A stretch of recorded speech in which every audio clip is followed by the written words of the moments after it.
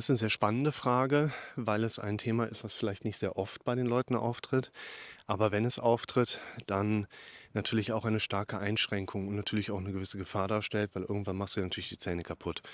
Und Bruxismus, also Zähne pressen oder auch Knirschen in dem Zusammenhang, ist einfach ein Störungsbild, was erstmal natürlich zahnärztlich abgeklärt werden sollte. Das würde ich auch jedem empfehlen, der damit in die Praxis kommt. Der Zahnarzt aber natürlich nur symptomatisch reagieren kann.